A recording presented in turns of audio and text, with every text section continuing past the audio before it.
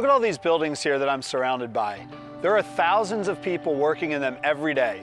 And if you work in one of these buildings for 40 years, you'll spend over 80,000 hours of your life working, roughly a third of your life. And in some of these buildings, there's Christians working every single day. And the question we want to ask is, does that make any difference? What difference does it make that you're a Christian in the workplace? Well, that's exactly what this book and this series of Bible studies is going to help you think about. What does it look like to be a Christian in the workplace? So in order to start to answer that question, one of the most important things to think through is, where is your place in that story? Where do you fit in with what God is doing throughout the story of the Bible? A lot of people think that work is actually a product of the fall, that we wouldn't have to work if Adam and Eve had never sinned in the garden. That's actually not true. What the Bible says is that in the beginning, God created Adam and Eve to work. Upon creating them, He gave them work to do. Now, their work in the garden, because the garden was perfect, was to pick up the bountiful blessings that God provided. Of course, Adam and Eve rebelled against God. They sinned against Him, and in doing so, God cursed their work. He not only cursed the ground that they worked, but also created frustration in the process of work. And that's really where we find ourselves in the story. We see that we are in a world that's cursed. We see that work is hard. It's frustrating. But you know what? The good news of the gospel is that God sent Christ to come and die for a people, to redeem a people for Himself.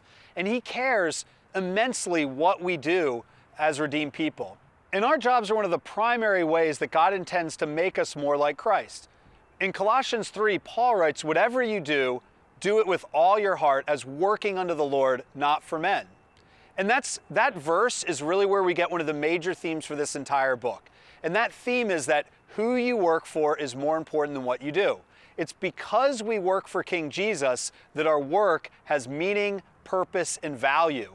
Of course, we have a hard time believing that we truly do work for a king, and therefore we have a hard time living every day in the workplace as though we do. And there's really two challenges that come into our workplaces that are really deadly misunderstandings of what God has for us on our work. On the one hand, we can make work an idol, I-D-O-L. And this is when we elevate work to the most important or primary part of our life. It's the thing that our life is organized around, the thing we care most about. That's what it is to make work an idol.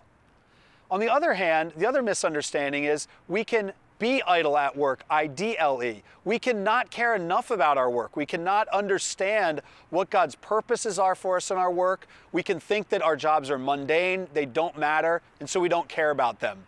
Well, both of these are deadly misunderstandings. Either making work an idol, raising it above Christ, or being idle at work, not caring enough, not understanding that we truly work for a king.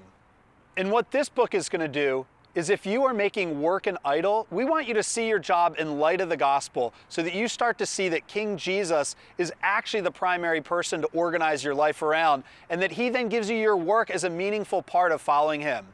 And if you're here and you are being idle at work, not caring enough about it, we want you to see that if you truly work for the King, then you would never consider your job something you can be idle at. But it's actually a meaningful place where God has you and wants you to be. It's an assignment that He's given you. I have to say, this has certainly been a lifelong struggle of mine. And I'll say, honestly, both of these kind of happen simultaneously sometimes within me.